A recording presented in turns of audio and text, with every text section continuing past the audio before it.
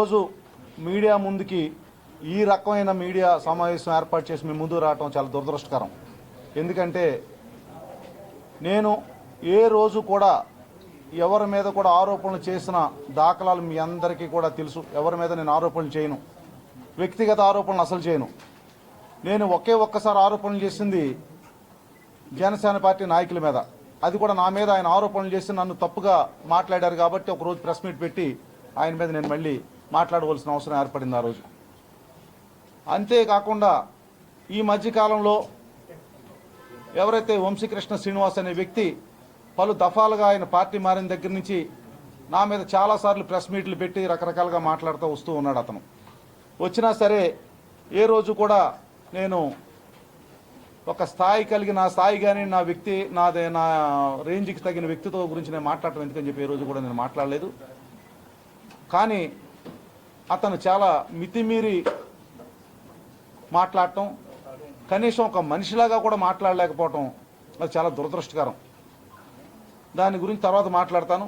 ముఖ్యంగా నిన్న జరిగిన మీడియా సమావేశంలో ఎవరైతే 3 సార్లు ఇక్కడ ఎమ్మెల్యేగా పనిచేస్తున్న వెలగపూడి రామకృష్ణ బాబు, అదేవిధంగా ఇతను కలిసి నా మీద మీడియా సమావేశంలో వాళ్ళు ఆరోపణలు చేయడం జరిగింది. సరే, ముందుగా ఈ వెలగపూడి విషయానికి వస్తే అతను నా మీద ఏదో నేను భూములు కబ్జాలు చేశానని ఏదో చేశానని ఆడు గవర్నమెంట్ వచ్చిన తర్వాత ఏదో నన్ను ఏదో చేస్తానడు. అతనికి నేను మీడియా సమక్షంలో నేను చెప్తా ఉన్నా, అతను ఒకవేళ వచ్చే రానే రాడు, ఒకవేళ వస్తే ఎంటూ ముక్క పీక్కోమని చెప్పండి. నన్ను ఒక ఇంటికి బొచ్చుతో సమానం. నాకు అతనికి నేను పత్రికా ముఖంగా నేను ఛాలెంజ్ చేస్తా ఉన్నా. అతనికి కాగితాలు ఏమన్నాడు పట్టుకురమ్మనండి. నేనేమి బ్రాందీ సీసాలు, కల్తీ బ్రాందీలు, కల్తీ సారాలు అమ్ముకుని స్థాయికి రాలేదు. నేను ఎన్నో నిర్మాణాలు చేసి ఎంతోమంది వేల మందికి ఉపాధి కల్పించి ఎంతోమందికి ఇల్లులు ఇచ్చి వాళ్ళందరూ చల్లని దీవెనలతో ఈరోజు ఈ స్థాయికి మా సంస్థ పనిచేస్తూ ఉంది విశాఖపట్నంలో. ఏదో కోరమన్న పాలన 1%కి నేనేదో భూమి కొట్టేశానని చెప్పాడు. అది ఇతర కాగితాలు చదవటం వస్తే కాగితాలను చూపిస్తాం. అతనికి కాగితాలు చదవటం వస్తే ఇది బ్రాందీ సీసాల్లో నీళ్లు కలిపేసి అమ్మేయటం కాదు, బారులో నీళ్లు కలిపేసి అమ్మేయటం కాదు, దొంగ మద్యం తీసుకొచ్చి అమ్మేయటం కాదు. ఇది ఒక బిల్డింగ్ కట్టే ఇండస్ట్రీ. దాంట్లో రకరకాల లావాదేవీలు ఉంటాయి. అది 1% తీసుకున్నామా, ఒక వ్యక్తి 1%, దాంట్లో వేరు వేరే పార్టీలు ఉన్నారు. వాళ్ళందరికీ ఏమి ఇచ్చామనేది ఇతనికి తెలియదు. ఇతను ఏదో నోటుకు వచ్చినా మాట్లాడుతూ ఉన్నాడు. అయినా సరే ఒక ప్రైవేటు వ్యక్తుల వ్యవహారంలో అది 1% అవ్వచ్చు, 10% అవ్వచ్చు, 20% అవ్వచ్చు, 40% అవ్వచ్చు, దానికి ఏం కొలమానికం ఏమి లేదు.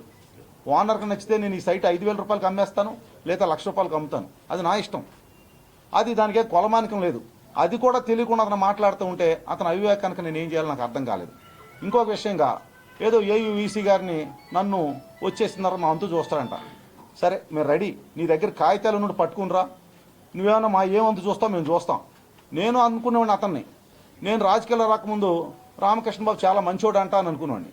అతను వచ్చిన తర్వాత అతని దగ్గర నుంచి చూస్తుంటే అతని నిజస్వరూపం నాకు అర్థమవుతూ ఉంది. ఇవాళ అతను కేవలం ఒక అవకాశవాది. 3 సార్లు విశాఖపట్నం ఈస్ట్లో యాదవులను ఓడించేసి ఇవాళ ఎప్పటి నుంచో గత 50 సంవత్సరాల నుంచి యాదవులు నెగ్గుకుంటూ వస్తున్న స్థానం విశాఖపట్నం 2, ఆ స్థానాన్ని ఇతను పూర్తిగా కబ్జా చేసి ఈరోజు ఎవరిని యాదవులనే ఒక సెకండ్ వ్యక్తిని కూడా దాంట్లో కనపడకుండా ఒక పక్కా ప్రణాళికతో ముందుకెళ్తా ఉన్నాడు. అతను ఇవాళ 12 మంది కార్పొరేట్లను ఓడించాడు. అతను ఎందుకు? అతను పోటీ ఎవరు ఉండకూడదని ఉద్దేశంతో, పోటీ ఉండకూడదని సెకండ్ వ్యక్తులను కూడా అతను వెనకాల తిరుగుతున్న పట్టాభిరాముని కానీ లేకపోతే ఉమ్మి సన్యాసరావుని కానీ అందరినీ కూడా ఒక పక్కా ప్రణాళిక ప్రకారం తీసుకుంటూ వచ్చేస్తున్నాడు. అతను చేసే పని అది. అతను ఇవాళ వంశీ మీద 2 సార్లు పోటీ చేసి ఇవాళ వంశీని ఓడించి ఇవాళ అతని ఇంటికి వెళ్ళి ఒక సిగ్గు లేకుండా అతని ఇంటికి వెళ్ళి కూర్చుని పక్కపక్క నవ్వుతాడు అతను తిడతా ఉంటే. అసలు ఒక మంచి వ్యక్తిత్వం ఉన్న మనిషి అని అతను. ఒక ఎవరి మీద ఆరోపణలు చేస్తే ఇతను నవ్వుకుంటాడు. అతను మాట్లాడే భాష ఏంటి, ఇతను నవ్వుకునే విధానం ఏంటి? ఏ రోజైనా నేను ఈ స్థాయిలో ఉన్నాను ఒక ఎంపీగా విశాఖపట్నంలో ఎన్ని రోజులు ఇన్ని సంవత్సరాల నుంచి వ్యాపార సామ్రాజ్యం నడుపుతూ ఉన్నాం. ఎవరి మీద ఆరోపణలు చేస్తే ఒక పద్ధతి అనేది ఉండాలి, ఒక లాంగ్వేజ్ ఉండాలి. ఆ లాంగ్వేజ్ కూడా మర్చిపోయి వీళ్ళు మాట్లాడుతూ ఉంటే అతను నవ్వుకుంటా ఉన్నాడు. ఇవాళ ఒకటే అడుగుతా ఉన్నా, ఎందుకు నీవు యాదవ సామాజిక వర్గాన్ని ఎందుకు నువ్వు గుర్తించలే? తూర్పు నియోజకవర్గం 2 సంవత్సరాల నుంచి ఎందుకు నువ్వు యాదవ సామాజిక వర్గానికి ఒక్క పదవి కూడా ఇవ్వలేదు? ఎందుకు నువ్వు గతంలో ఇవాళ ఒక ఏదైనా పదవిని ఎందుకు రికమెండ్ చేయలేకపోయావు యాదవ్ సామాజిక వర్గానికి అంటే నువ్వు ఒక్కడవే ఉండాలి తూర్పు నియోజకవర్గంలో, యాదవులు ఎవ్వరూ ఉండకూడదు. అదేవిధంగా ఇవాళ ఈ కాపు సోదరులందరికీ ఒకటే చెప్తా ఉన్నా, ఇవాళ జనసేన ఫోటో పెట్టుకుని అతను ఇవాళ ప్రచార రథం మీద పెట్టుకున్నాడు పవన్ కళ్యాణ్ ఫోటో.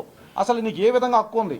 ఇవాళ ఎవరైతే కాపు కులస్తుల దైవం ఆరాధ్య దైవంగా ఇవాళ ఊరికి విగ్రహాలు పెట్టుకుని పూజించుకుంటారో రంగా అనే ఆయన్ని ఈ రోజు అతను అడ్డంగా నరికి చంపి పారిపోయి వచ్చాడు. అది ఎవరు చెప్పింది? మేం చెప్పిందేం కాదు. అప్పట్లో ఉన్న తెలుగుదేశం ప్రభుత్వమే ఇతన్ని ఒక ముద్దాయిగా కేసు ఇతని మీద ఫైల్ చేసింది. ఛార్జ్ షీట్ ఉంది, ఎఫ్ఐఆర్ ఉంది, కోర్టుల చుట్టూ తిరిగాడు, ఇతను కోర్టుల నుంచి తప్పించుకుని బయటకు వచ్చాడు. ఈరోజు అది వాస్తవం. ఒక కాపు సామాజిక వర్గానికి చెందిన ఒక గొప్ప నాయకుడిని అడ్డంగా నరికి అక్కడి నుంచి పారిపోయి వచ్చి ఈరోజు ఒక జనసేనని అడ్డం పెట్టుకుని ఈరోజు ఇక్కడికి వెళ్ళి ఇతను వీళ్ళు చేస్తా ఉన్నాడు. అతను ఎన్ని రకాల ఒక వన్నెలు మారుస్తూ ఉన్నాడో, ఎన్ని రకాల నటనలు చేస్తూ ఉన్నాడో మీరు అందరూ గమనించవలసిన అవసరం ఎంతైనా ఉంది. ఈరోజు ఒకటే చెప్తా ఉన్నా, ఈరోజు రామకృష్ణ బాబు గారికి నేను చెప్తా ఉన్నా, ఈ రోజు నేను 40 రోజుల నుంచి పాదయాత్ర చేస్తున్నా, ఏ ఒక్కరోజు కూడా రామకృష్ణ బాబు గారిని కానీ అతని పార్టీని కానీ నేను ఏ కాన్స్టిట్యున్సీలో ఎక్కడ కూడా నేను ఒక్క మాట కూడా అనలేదు ఎవరి దగ్గర కూడా. నేను ఎంతసేపు జగన్మోహన్ రెడ్డి గారు చేసిన మంచి పనుల్ని ప్రస్తావిస్తూ వారందరికీ ఎక్స్ప్లెయిన్ చేస్తూ నేను పాదయాత్ర చేస్తున్నా. మాకు చేతనైన పనులు 50 కోట్ల రూపాయలతో అభివృద్ధి పనులు ఈ 3 నెలల్లోనే నేను సమన్వయకర్తగా వచ్చిన తర్వాత ఇక్కడ చేస్తా ఉన్నాను. అన్నీ కూడా ఈ రకంగా ప్రచారం చేసుకుని వెళ్తా ఉంటే అతను తప్పుగా నా మీద ఇతను ఓడిపోతారని భయం పట్టుకుని ఈరోజు వాళ్ళిద్దరూ కుమ్మక్కి అయిపోయి వాళ్ళేదో నన్ను ఓడించేస్తారని అని వాళ్ళు ఏదో శపథం చేస్తూ ఉన్నారు. వారు చెప్తే ఓట్లు వేసేస్తే ఇవాళ వంశీకృష్ణ యాదవ్ గారికి ఆయన గెలుచుండేవాడు కదా. రాష్ట్రంలో అత్యధిక మెజారిటీతో ఓడిపోయిన వ్యక్తి, రెండో వ్యక్తి జగన్మోహన్ రెడ్డి గారి తర్వాత గెలిచిన తర్వాత ఇతను ఓడిపోయిన వ్యక్తి ఇతను విశాఖపట్నం ఈస్ట్ 2014లో. అంటే అంత గొప్ప నాయకుడు అతను, అంత గొప్ప ఫాలోవర్ ఉన్న నాయకుడు అతను. అది గమనించడం మానేసి 2019లో అతను కెపాసిటీ చూసి మళ్ళీ సర్వేలు టికెట్ ఇవ్వలేదు. అయినా సరే విజయసాయి రెడ్డి గారి పుణ్యమని మళ్ళీ అతను కార్పొరేటర్ టికెట్ ఇచ్చి అతి కష్టం మీద కార్పొరేటర్గా గెలిపించారు. విజయసాయి రెడ్డి గారు కనుక దాని మీద ప్రత్యేక దృష్టి పెట్టకపోయి ఉంటే ఆ కార్పొరేటర్ కూడా గెలిచి ఉండేవాడు కాదు, ఓడిపోయి ఉండేది ఆ సీటు కూడా. ఇవాళ పార్టీ నుంచి బయటకు వచ్చిన వెంటనే ఒకరోజు ప్రెస్ మీట్ పెట్టి ముఖ్యమంత్రి గారితో సమాన స్థాయి గల వ్యక్తిలా బిల్డప్ ఇచ్చాడు. నేను 25 మంది ఎమ్మెల్సీని తీసుకొచ్చేస్తున్నాను, వాళ్ళంతా రెడీగా ఉన్నారు, నేను ఇచ్చాపురం నుంచి అనంతపూర్ వరకు పాదయాత్ర చేస్తాను నేను అని చెప్పేసి అతను ఏదో మాట్లాడు అతను స్థాయి మర్చిపోయి అతను మాట్లాడాడు. ఈవేళ ఒక ఎమ్మెల్యే కాదు కదా, కనీసం ఒక కార్పొరేటర్ కాదు కదా, ఒక సామాన్య కార్యకర్త కూడా అతనితో వెళ్ళలేదనేది మీరందరూ మీకు తెలుసు. ఎవరు లేరు చెప్పండి. ఇవాళ మనం పుట్టినరోజు చేసుకుంటే 10 మంది కూడా పెయిడ్ ఆర్టిస్టులు కూడా అక్కడ లేరు. అది అతని దౌర్భాగ్యం. ఇవాళ అతను ఒకటే, అతనికి టికెట్ ఎక్కడిస్తారో తెలియదు, అపాయింట్మెంట్లు లేవు. పవన్ కళ్యాణ్ గారి అపాయింట్మెంట్ ఎవరు, నాగబాబు అపాయింట్మెంట్ ఎవరు అపాయింట్మెంట్ ఎవరు, అసలు టికెట్ భీములు ఇస్తారా, సౌత్ ఇస్తారా, ఎక్కడిస్తారా టికెట్ అనేది కన్ఫర్మ్ లేదు. ఒక టికెట్ ఇచ్చినా అక్కడ ఏం చేయాలో తెలీదు. నామినేషన్ కూడా ఇవాళ డబ్బులు ఎవరో ఒకళ్ళు ఇవ్వాల్సిన పరిస్థితి అవుతుంది. నామినేషన్ ఖర్చులు కూడా ఇవాళ ప్రతి ఒక్కళ్ళు అతని బాధితులే. తూర్పు నియోజకవర్గంలో ప్రతి ఒక్కళ్ళు అతని బాధితులే. ఇవాళ చెక్ బౌన్స్ కేసులు, బ్యాంకులో ఆక్షన్ నోటీసులు, పేపర్లు ఎన్నోసార్లు వచ్చిన అతని ఆస్తులన్నీ బ్యాంకులో ఆక్షన్ నోటీసులు. ఇటువంటి వ్యక్తి ఇవాళ ఇతను నేను చాలా తెల్ల కాగితం చెప్తా ఉన్నాడు. ఇక్కడ ఉన్న ఎంతో మందికి చెక్ బౌన్స్ కేసులు, ఎంతో మందికి డబ్బులు ఎగ్గొట్టాడు, ఎంతో మందికి డబ్బులు ఇవ్వాలి. ఎటువంటి మనిషి ఇవాళ ఏం చూసుకుని ఇవాళ మాట్లాడుతున్నా నాకు అర్థం కావట్లేదు. ముఖ్యంగా నేను జనసేన పార్టీ నాయకులు ఓటీ చెప్తా ఉన్నా, ముందు ఇతను కనీసం నామినేషన్ ఖర్చులన్నా సహాయం చేయమని అడుగుతా ఉన్నా వాళ్ళందరికీ కూడా టికెట్ ఇస్తే. అది అతని దౌర్భాగ్యం. అటువంటి వ్యక్తి ఒక ప్రెస్టేషన్లోకి వెళ్ళిపోయి టికెట్ ఎక్కడుందో తెలియదు, అసలు పోటీ చేస్తాడో లేదో తెలియదు, పోటీ చేస్తే గెలుస్తాడో లేదో తెలియదు, నేను మంత్రిని అవుతానంటాడు, మంత్రిని అయిపోయి కూర్చుంటాను అసెంబ్లీలో అంటాడు. అటువంటి ఒక మైండ్ పర్వెట్టెడ్ అయిపోయి అతను మాట్లాడుతూ ఉన్నాడు ఈరోజు. అటువంటి ఎవరైనా ఒక వ్యక్తిగత విమర్శలు చేసే ముందు నా ఇంటికి వచ్చి నన్ను తన్నుతాడంట, నా ఇంటికి వచ్చి మా ఇంట్లో ఫ్యామిలీస్ కోసం కూడా మాట్లాడుతూ ఉన్నాడు అతను. అంటే ఏంటి అతని ఉద్దేశం, అసలు ఏం మాట్లాడుతూ ఉన్నాడు అతను? అతని కెపాసిటీ ఏంటి, నా కెపాసిటీ. నేను విశాఖపట్నంలో 25 లక్షల జనాభాతో ఎన్నుకోబడిన పెమ్మర పార్లమెంట్ నేను. అతను కనీసం ఒక్కసారి కూడా ఎమ్మెల్యేగా గెలవలేని వ్యక్తి అతను. ఇవాళ 15 సంవత్సరాల నుంచి రాజకీయాలు ఉండవు. ఇవాళ మేయర్ గారు వలగాని వెంకట హరికుమార్ గారికి ఇచ్చారు. ఎందుకు ఇచ్చారు? వంశీకృష్ణ శ్రీనివాస్ యాదవ్ కంటే ముందు గొలకాని శ్రీని గారు పార్టీలోకి వచ్చారు. ఆ రోజు నుంచి 2009లో పార్టీ పెట్టిన దగ్గర నుంచి ఆయన సేవ చేస్తూ వస్తూ ఉన్నారు. పార్టీకి ఆయన సేవ చేసి ఒక ఎడ్యుకేటెడ్ ఒక మంచి మహిళ అని చెప్పేసి ముఖ్యమంత్రి గారు ఆవిడకి ఇచ్చారు అవకాశం. వాళ్ళ యాదవులే, ఈయన యాదవ్ కాదు కదా, వాళ్ళ యాదవులే. వీళ్ళు ఇక్కడ విశాఖపట్నంలో పుట్టి పెరిగిన యాదవులు అతను. వాళ్ళకి ఇవ్వటం ఏంటి అన్యాయం, తప్పు అని అడుగుతా ఉన్నా నేను. ఇవాళ ఇవ్వకపోతే వేరే కులానికి ఇస్తే అడగాలి. అతనికి ఎమ్మెల్సీ ఇచ్చారు గౌరవించి, పార్టీ కోసం కష్టపడ్డాడని గుర్తించి ఎమ్మెల్సీ ఇచ్చిన గౌరవం కూడా చూడకుండా ఇవాళ అతను వెన్నుపోటు పొడిచి ఇవాళ పార్టీ మారి అటు బయటికి వెళ్ళిపోయిన వ్యక్తి ఇవాళ వంశీకృష్ణ శ్రీనివాస్ యాదవ్. అటువంటి వ్యక్తిని ఇవాళ ఏం మాట్లాడుకున్నా సరే తప్పుగా అనిపిస్తుంది. అతనితో మాట్లాడి స్థాయి నాది కాదు, మా వాళ్ళందరూ కూడా అతని స్థాయి మీది కాదని మీరు మాట్లాడొద్దని చెప్పినా సరే ఈరోజు నేను ప్రెస్ ముందుకు వచ్చి మాట్లాడటం ఏంటంటే కారణం ఏంటంటే తప్పుగా మాట్లాడటం చాలా దుర్మార్గం. ఒక వ్యక్తి గురించి దోషం చేయటం దుర్మార్గం. నన్ను వచ్చి ఇంటికి వచ్చి తన్నుతాడంట, కబడ్దారంట. ఏంట్రా కబడ్దారు? అసలు నువ్వు బాబు మోహన్ ఆడు గెటప్ వేస్తే నువ్వు ఆడు అన్నదమ్ముల్లా ఉంటారు ఇద్దరు. నువ్వేంట్రా నాకు కబడ్దారు చెప్పేది? నాకేంటి కబడ్దారు చెప్పి? నీ అద్దంలో చూసుకో ఒకసారి ఫేసు, నీ కలర్ ఎప్పుడన్నా మేకప్ వేసుకుంటే. అసలు ఏంటి నువ్వు చేసేది? నువ్వు అదేదో ఖాన్ దాదా అని బ్రహ్మానందం సినిమాలో పెడతా ఉంటాడు, అటువంటి క్యారెక్టర్లు ఇతను సరిగ్గా సరిపోతాడు. అతను అది ఆడి క్యారెక్టర్. నా గురించి మాట్లాడేస్తాడు. అసలు ఒక ఎలక్షన్ ఎలా చేయాలి, ఎలక్షన్లో ఏం పని చేయాలి, అసలు ఎక్కడ ఏంటి ఏమీ లేదు ఇప్పుడు వరకు. అటువంటి వ్యక్తి నా కోసం మాట్లాడటం అంటే చాలా దౌర్భాగ్యం. అందుకని అతనికి నేను ఈరోజు జస్ట్ నేను చెప్పాలని చెప్పేంత అతని మీద నాకేం వ్యక్తిగతంగా ఈవేళ అతని మీద నాకు ఏ విధమైన ద్వేషం కానీ కోపం కానీ లేదు. జాలి మాత్రం ఉంది అతని మీద. ఎందుకంటే అతని రాజకీయ జీవితంలోకి వచ్చి వ్యాపారాలను నష్టపోయి అన్ని ఆస్తులు అమ్ముకుని ఇవాళ అప్పులు పాలైపోయి ఇవాళ ఎందుకు నేను పేర్లు చెప్పడం బాగోదు, చెప్పండి చెప్తాను నేను. బాధితులు బోడు మంది ఉన్నారు. ఎందుకంటే ఇవన్నీ చెప్పలేం అంటే బాగుండదు. ఇవన్నీ చెప్తే నా ఎదురుగుండా నా చుట్టూ ఉన్న వాళ్ళని బాధితులు ఉన్నారు. 19లో అతనికి ఎమ్మెల్యే టికెట్ ఇవ్వకుండా అడ్డుపట్టాననేది అతను డౌట్ అండి. ఫస్ట్ అసలు బేసిక్గా అతనికి అక్కడికి అనుమానం స్టార్ట్ అయిందండి. అతనికి 2019లో అతనికి ఎమ్మెల్యే టికెట్ ఇవ్వకుండా అడ్డుకున్నాననేది అతని ఆలోచన. అది కాదు, నాకేం అవసరం. నేను ఎంపీగా పోటీ చేశాను. ఎంపీగా ఎవరి టికెట్లు ఇస్తే వాళ్ళతో నేను పనిచేస్తాను తప్ప నాకు ఒక ఎమ్మెల్యే టికెట్లు పలానా వాళ్ళకి ఇవ్వమని నాకు చెప్పాలని అవసరం లేదు. ఇంకొక ఫ్యాక్ట్ ఏంటంటే ఆ రోజు నేను అక్రమాని గారి కంటే వంశీకి ఇమ్మని సీఎం గారిని బతిమలాడాను టికెట్ ఇమ్మని. ఎందుకంటే అప్పుడు 2 సార్లు పోటీ చేస్తున్నాడు, ప్రజలకందరూ పరిచయాలు ఉన్నాయి, ఎలక్షన్ దగ్గరికి వచ్చేసింది, ఇప్పుడు మళ్ళీ కొత్త వాళ్ళని తీసుకొస్తే ఇబ్బంది అవుతుందని నాకు వేరే ఉద్దేశం ఏం కాదు. ఆ ఉద్దేశంతో నేను చెప్పడం జరిగింది. చెప్పినా సరే ఆయన మరి పైన హైకమాండ్ ఉద్దేశాలు ఏంటో మాకు తెలియదు, టికెట్ మార్చడం జరిగింది. అంచేత ఆ రోజు నుంచి మనసులో పెట్టుకున్నాడు. తర్వాత మేయర్ ఇప్పించలేదు అనేది ఇంకోసారి మనసులో పెట్టుకున్నాడు. దాంతో నా మీదే కక్ష కట్టి నా మీద ఆరోపణలు చేయాలని ఆలోచన అతను చేస్తున్నాడు. అది అతని అమాయకత్వం, అతని మూర్ఖత్వం. ఇంకంతకన్నా ఇంకేం చెప్పలేదు. ఇప్పుడు ఏ వ్యక్తిగత ఆరోపణ అంటే అలా కదండి. అంటే ఆడి ఇంటికి వచ్చి కొడతానంటే వ్యక్తిగత ఆరోపణ నేను ఒప్పుకోవాలా? దానికి ఒప్పుకోవాలా చెప్పండి? అలాగే స్వయం చెప్పాలని నేను ఇంటికి వచ్చి కొడతానని చెప్పను నేను అర్థం అంటే ఏ సంబంధం? నేను ఇంటికి వచ్చి తొడగొట్టి నేను ఇంటికి వచ్చి కొడతానని చెప్పాలా? అది కరెక్ట్ కాదు కదా, అది మంచి పద్ధతి కాదు కదా. అది మనం ఒక మంచి పొజిషన్లో ఉన్న వ్యక్తి నేను ఏమండి ఆగండి, అతనిలాగా నేను ఇవాళ రేపు ఎమ్మెల్సీ కూడా ఊడిపోద్ది, ఆ పరిస్థితిలో ఉన్న వ్యక్తిని కాదు కదా నేను విశాఖపట్నానికి సంబంధించి ఒక మెంబర్ ఆఫ్ పార్లమెంట్గా ఉన్నా.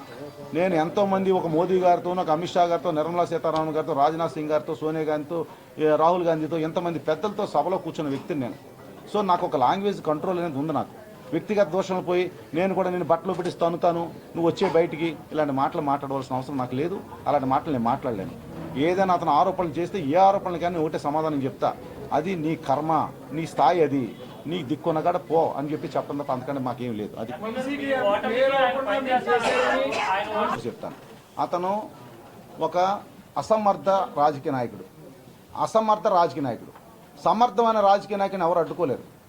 సమర్థత ఉన్న రాజకీయ నాయకుడిని, సమర్థత ఉంటే ఎవరైనా పార్టీ గౌరవిస్తే ప్రజలు గౌరవిస్తారు, ఉన్నత స్థానంలో కూర్చోబెడతారు. అర్థమైందండి? అసమర్థ రాజకీయ నాయకుడిని అసమర్థతతోనే అతని కింద దిగిపోతూ ఉంటాడు. అతనికి వెళ్ళలేకపోయాడు. 2009లో సీట్ ఇస్తే వెళ్ళలేకపోయాడు, 2014లోకి వెళ్ళలేకపోయాడు, 2019లో సీటే తెచ్చుకోలేకపోయాడు, 2021లో అతను అసమర్థతను చూసి అతను మేయర్ని చేస్తే విశాఖపట్నం పరిస్థితి ఏంటని చెప్పేసి మేయర్ ముఖ్యమంత్రి గారు ఇచ్చి ఉండకపోవచ్చు. నేను చెప్తే విశాఖపట్నం మేయర్ని డిసైడ్ చేసి ముఖ్యమంత్రి గారు నేను అనుకోవట్లేదు. ఆయనకు ఒక ఆలోచన ఉంటుంది. అక్కడ ఎవరైతే ఒక ఇంటెలిజెన్స్ రిపోర్ట్స్ ఉంటాయి, ఎవరైతే ఏ విధంగా పనిచేస్తారని ఒక రిపోర్ట్స్ ప్రకారం వాళ్ళు డిసిషన్ తీసుకుంటారు. అదేంటంటే అది ఒరిజినల్గా ఒక డైరెక్ట్ ఎలక్షన్ అయితే ఇంకో రకంగా ఉంటుంది. అది కూడా తర్వాత డిసైడ్ చేసిన మేయర్ పోస్ట్ కాబట్టి డెఫినెట్గా ఒక మంచి పద్ధతి ఉన్న వ్యక్తులను డిసైడ్ చేయాలని ఎవరైనా అనుకుంటారు. నేను కానీ వీసీ ప్రసాద్ రెడ్డి గారిని కానీ అతను పదవిని అడ్డుకోలేదు. అతను ఇప్పుడు కూడా అదే అవివేకంలో ఉన్నాడు. అతను ఏంటంటే నేను చెప్తున్నా కదా, ఇప్పుడు మళ్ళీ 3:30కు పెడతాడు, మళ్ళీ తిడతాడు, తిట్టుకొని ఆడికి మీకు ఎన్ని రోజులైనా అతను చేస్తాడు. అతను ఎందుకు వేరే దారి లేదు, అతనికి వేరే దారి లేదు. ఎందుకంటే ఒక ఎగ్జాంపుల్ చెప్తాను మీకు. జనసేనలోకి వచ్చాడు. అతను వచ్చిన రోజుని ఏదో ఒక ఎమ్మెల్సీ వచ్చేస్తున్నాడని అన్ని టీవీలు మీడియాలో ఒక వారం రోజులు అతను చూపించినాయి. ఏదో అతను అన్నాడు, నేను అన్ని రాష్ట్రం అంతా పర్యటిస్తాను, మొత్తం అందరినీ యాదవులను సమీకరిస్తాను, యాదవులను తాటి మీద తెస్తాను, మొత్తం ఎమ్మెల్సీని ఎంపీలని ఎమ్మెల్యేలని తెచ్చేస్తాను మొత్తం అని కార్పొరేటర్లను తెచ్చేస్తానని ఏదో మాట్లాడాడు. తీరా చూస్తే ఒక ఎమ్మెల్యే కాదు కదా, ఒక ఎమ్మెల్సీ కాదు కదా, ఎంపీ కాదు కదా, కార్పొరేటర్ కూడా అతనితో వెళ్ళలేదు ఈరోజు. అటువంటి పరిస్థితుల్లో పార్టీ పూర్తిగా ఇతను గమనిస్తూ ఉంది. వాళ్ళ పార్టీ ఈడొక వేషనా కొడుకని వాళ్ళకి అర్థమైపోయి ఇప్పుడు ఏదో రకంగా మళ్ళీ పైకి లేగా ఎవరి గురించో మాట్లాడితే రాదు కదా. ఒక ఎంపీ గారి గురించి మాట్లాడతానికి సబ్జెక్ట్ లేదు అతనికి. సబ్జెక్ట్ లేక వ్యక్తిగత దోషంలోకి వెళ్తా ఉన్నాడు. అది పరిస్థితి. అందుకని నేను చెప్పాను.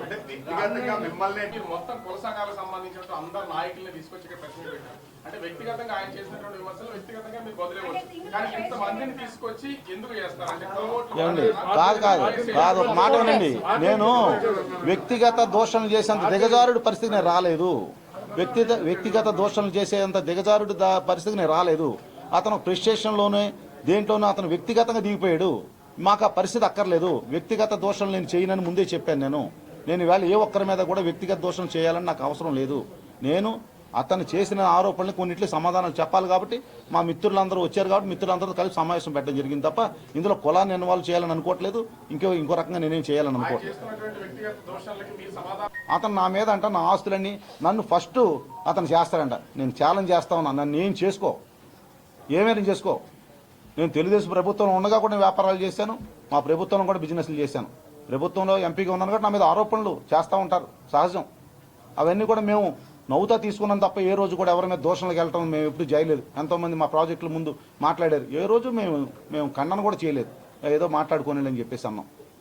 అంచేత దయచేసి ఇవన్నీ కూడా ఇవాళ రామకృష్ణ బాబు గారికి ఒకటి చెప్తా ఉన్నా, మీరు ప్రజల్లో ఒక గౌరవం ఉంది మీకు, అంటే మాకు పోయింది ఇప్పుడు, మాకు గౌరవం అయితే మాకు లేదు. ప్రజల్లో గౌరవం ఉంది, గౌరవాన్ని కాపాడుకోండి. దిగజారుడు రాజకీయాలు చేయవలసిన అవసరం లేదు. మీకు 62 సంవత్సరాలు 63 సంవత్సరాలు ఉంటాయి. ఈ వయసులో మళ్ళీ ఇంకోసారి పదవులకు వచ్చేయడం కోసం భయం పట్టుకుని మీరు దిగజారుడు రాజకీయాలకు వెళ్ళిపోయి దిగజారుడు విమర్శలు మాత్రం చేయొద్దని మీకు చెప్తా ఉన్నా. మీరు గమనిస్తారు, ఈసారి ఎలక్షన్లో మీరు రంగాన్ని ఎలా చంపారో మొత్తం బయట పెడతారు ఈసారి. అదేవిధంగా యాదవులకు ఏ విధంగా ద్రోహం చేశారో బయట పెడతారు ఈసారి. మత్స్యకారులకు ఏ విధంగా ద్రోహం చేశారో బయట పెడతారు. అదేవిధంగా వంశీకృష్ణ శ్రీనివాస్ యాదవ్ ఎన్నోసార్లు రామకృష్ణ బాబుని పవన్ కళ్యాణ్ పచ్చి బూతులు తిట్టిన వీడియో క్లిప్పింగ్లన్నీ ఉన్నాయి. ఇవాళ వాళ్ళకి వెళ్ళి వాళ్ళ చంకనాగుతా ఉన్నాడు. ఈరోజు వెళ్ళి ఈరోజు ఉండి అతను విమర్శలు చేసే స్థాయి ఇంకా ప్రెస్టేషన్లో అతను ఈ పర్వర్టెడ్ అయిపోయి నిన్న మాట్లాడుతూ ఉంటే అసలు ఏం అర్థం కావట్లేదు. అసలు ఏదో ఈ చిత్తకార్తి కుక్క, పిచ్చి కుక్క, ఏ కుక్క, ఏంటి మాటలు ఏంటి? అసలు ఆడేం కుక్క కంటే దారుణమైన జాతి ఆడిది. ఒక పందికి సరిపోతుంది, బ్లాక్ పందికి. అది ఆడి క్యారెక్టర్. ఏం చెప్పాలి అతన్ని? అంచేత దయచేసి మీడియా సోదరులందరికీ కూడా ఈరోజు వివరణ ఇవ్వడం జరిగింది. దీని మీద ఇంకోసారి మళ్ళీ మీడియా సమావేశాలు మళ్ళీ మేము పెట్టాం. ఆడేం మురుక్కున్నా ఏం మాట్లాడుకున్నా సరే ఇదే ఫస్ట్ అండ్ లాస్ట్ మీడియా సమావేశం అతని గురించి. ఎందుకంటే మా సోదరులు మా సన్నిహితులందరూ కూడా దీన్ని మనం ఖండించాలి. నిన్న కూడా వద్దని చెప్పాను, ఆడేదో మాట్లాడుకోమని. వీళ్ళందరూ కూడా ఖండించమని చెప్తే ఈరోజు సమావేశం పెట్టడం జరిగింది. మేము ఒకటి చెప్తా ఉన్నాం, ఇవాళ జగన్మోహన్ రెడ్డి గారు రాష్ట్రంలో ఒక గొప్ప పరిపాలన చేస్తూ ఉన్నారు. మేము 40 రోజుల నుంచి నేను విశాఖపట్నం ఈస్ట్ అంతా కూడా పాదయాత్ర చేస్తూ ఉన్నా. ప్రతి ఇంటికి వెళ్ళి నేను వాళ్ళ సమస్యలు తెలుసుకుని చేస్తూ ఉన్నా. ప్రతి ఒక్కరు కూడా చాలా సంతోషంగా మేము ఇవాళ జగన్మోహన్ రెడ్డి గారి వల్ల 3 పూట్ల భోజనం చేస్తున్నాం, మా పిల్లలు చదువుకుంటున్నారు, మేము అంతా సంతోషంగా ఉన్నాం, మాకు హెల్త్ బాగుంది, ఆరోగ్యం బాగుంది, స్కూళ్ళు బాగున్నాయి అన్నీ అని చెప్తూ ఉంటే చాలా సంతోషంగా ఉంది. 50 కోట్ల రూపాయలతో మా ప్రభుత్వంలో ఇవాళ గౌరవ మేయర్ గారు దయ వల్ల, మా కార్పొరేటర్ దయ వల్ల ప్రతి వార్డులో కూడా అద్భుతమైన సిమెంట్ రోడ్లు, డ్రైన్లు, తార్ రోడ్లు, అద్భుతమైన పార్కులు ఇవాళ డెవలప్ చేశారు. ఏ గతంలో ఎన్నడూ లేని విధంగా ఇవాళ బీచ్ రోడ్లు కానీ మీరు గత 20 సంవత్సరాలు 30 సంవత్సరాల నుంచి కూడా విశాఖపట్నాన్ని చూడండి, ఈ 3 సంవత్సరాలు చూడండి విశాఖపట్నాన్ని. అద్భుతమైన పరిపాలన జరిగింది విశాఖపట్నంలో. అన్ని రోడ్లు అభివృద్ధి చేసాం, అన్ని ప్రాంతాలు అభివృద్ధి చేసాం. ఇవాళ వాటర్ సమస్య లేదు. ఇవాళ గతంలో ఎప్పుడైనా సరే సమ్మర్ వస్తే ట్యాంకర్లు తెచ్చుకోవాల్సిన పరిస్థితి. ఇవాళ ఒక్క రోజు కూడా ఈ 4 సంవత్సరాల 10 నెలల కాలంలో ఒక ఆటో కూడా ఎవరన్నా ఇంటి దగ్గర దింపుకున్న అవసరం కూడా రాకుండా ఇవాళ మంచినీటి సరఫరా కానీ, అదేవిధంగా పవర్ కట్ ఏ రోజు ఒక్క గంట కూడా పవర్ కట్ లేని విధంగా పవర్ కట్ చేశారు. ఇవాళ ఆరోగ్యం కానీ, విద్యుత్ కానీ, వాటర్ కానీ ప్రతి ఒక్క విషయంలోనే అద్భుతమైన పరిపాలన విశాఖపట్నంలో జరుగుతూ ఉంది, రాష్ట్ర వ్యాప్తంగా జరుగుతూ ఉంది. మేము ఒకటి చెప్తా ఉన్నాం, జగన్మోహన్ రెడ్డి గారి పరిపాలన చూసి మాకు ఓట్లేయండి, మమ్మల్ని గెలిపించండి, మేము మీకు పరిపాలనలో భాగమే మీకు సేవ చేస్తామని మేము చెప్తా ఉన్నాం. అవి చూసి మాకు ఓట్లేస్తారు, మేము గెలుస్తామని వాళ్ళకి భయం పట్టుకునే ఈరోజు ఈ రకమైన వ్యవహారాలు చేస్తూ ఉన్నారని కూడా తెలియజేస్తా ఉన్నా. ఆడు కబడ్దార్ అంటాడు, క్యారెక్టర్ సూట్ అవ్వలేదని చెప్పండి. ఆడికి కబడ్దార్ చెప్పాలంటే junior NTR level, Mahesh Babu level ఉండాలి. ఇలాంటి బాబు మోహన్ కబడ్దార్ చెప్తే జోకర్లా ఉంటాయి బ్రహ్మానందంలో. అర్థమైందండి.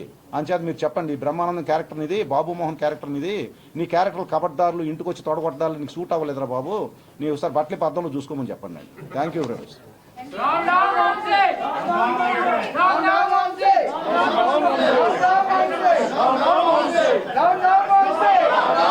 నేను రమ్మని చెప్తున్నాను కదా, ఏమన్నా ఒక మేడం చెప్తానండి, అతను ఆధారాలు చూపిస్తే నేను రెడీగా ఉన్నా, అతను ఎక్కడ రమ్మంటే అక్కడ నేనే వస్తాను, అతను రమ్మన్న దగ్గరికి నేనే వస్తాను.